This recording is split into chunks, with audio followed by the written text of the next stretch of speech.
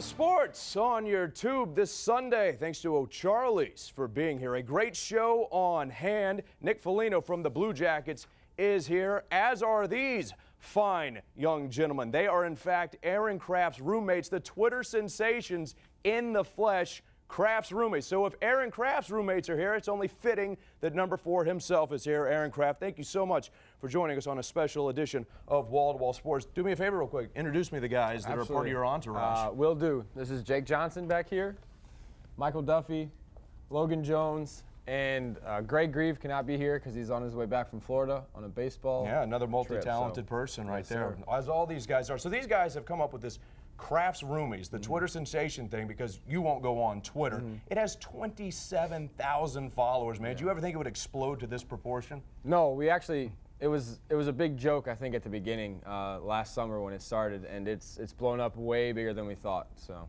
what's interesting to me is there's celebrities, there's actors, there's athletes. They maintain their own Twitter account.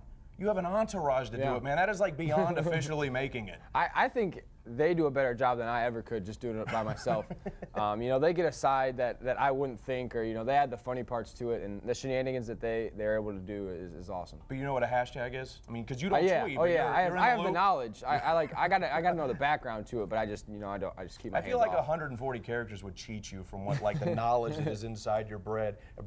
Looking around, they've got the Taco Tuesday shirts. Yes, Another sir. thing that happened inside those walls that has kind of grown to be another internet sensation. Something you guys have been able to do big things with. Yeah, it's crazy. You know, we came up with an idea shortly over winter break.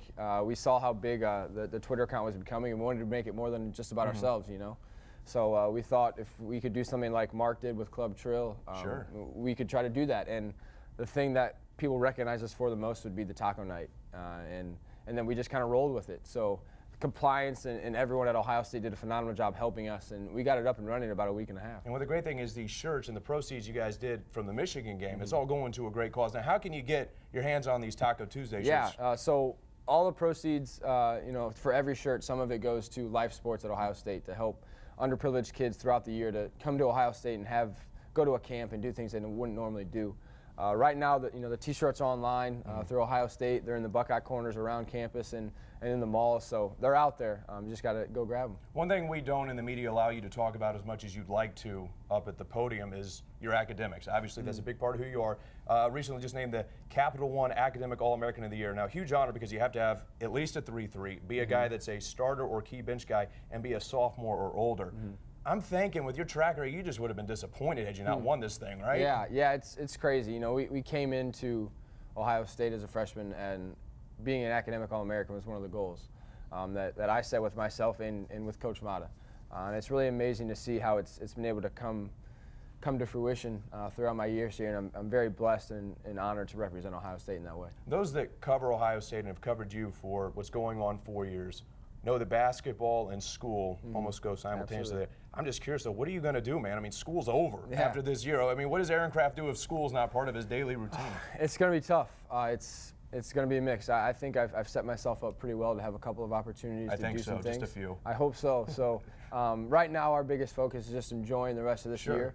And then see where the dust settles at the end and make a decision from there. All right, let's go ahead. I'm not going to ask you about the future of basketball. The NBA oversees all that jazz because I know you don't want to be bothered with that. You still got 3 regular season games to do and all the March Madness.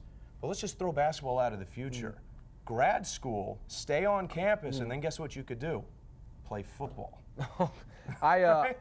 I don't think I'm nearly good enough to play at Ohio State. Urban Meyer seems to think you'd be good Yeah, enough. I think he puts on a pretty good show in front of the people, and they tell him what he wants to hear. I don't know if Urban puts on shows, though, man. He seems pretty darn serious. He's an intense guy, but I've seen what those guys do, and maybe I could be a manager. I could help him out that way. I don't think so. Did you see the secondary last year?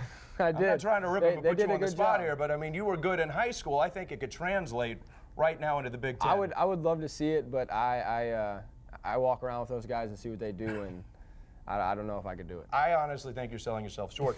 Nonetheless, we will move on from that. I got to ask you, though, from the schoolwork to the basketball player, who is the harder worker? Aaron Craft in the classroom, Aaron Craft on the basketball court?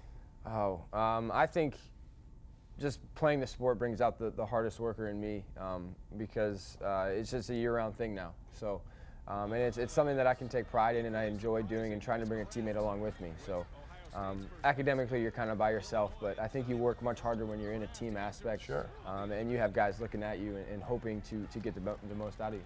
That's the stage where everyone gets to see you. I'm curious, I get asked a lot from people that are in Columbus or people around the country. They're always like, Aaron Kraft, he's still there? Because Yeah. we've been talking about you consistently for 4 years.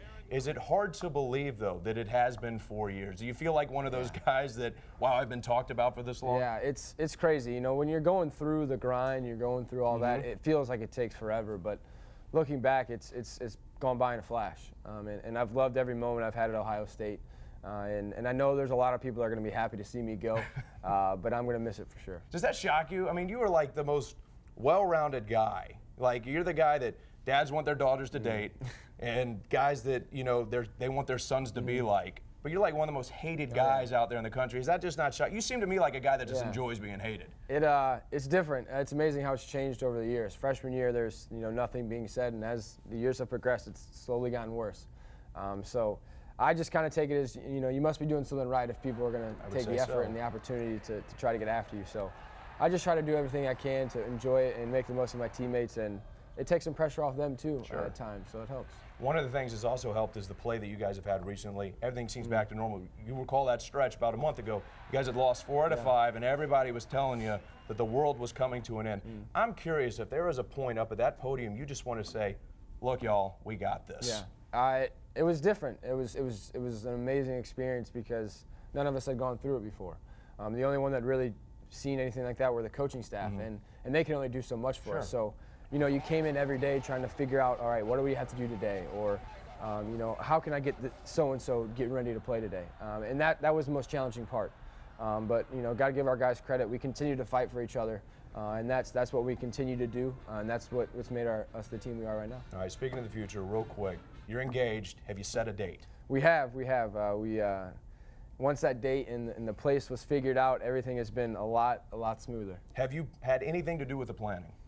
No, very little. But that is perfect. Amber does it. She's doing a great job. She'll make most of the plans, but then she'll come and be like, to make me feel like I'm part of it. She'll say, hey, we're thinking about doing this. Is that okay? And best thing I can say is absolutely. That's fantastic. As a guy that got married around your age, I've been happily married for 6 years. Wasn't involved in the planning.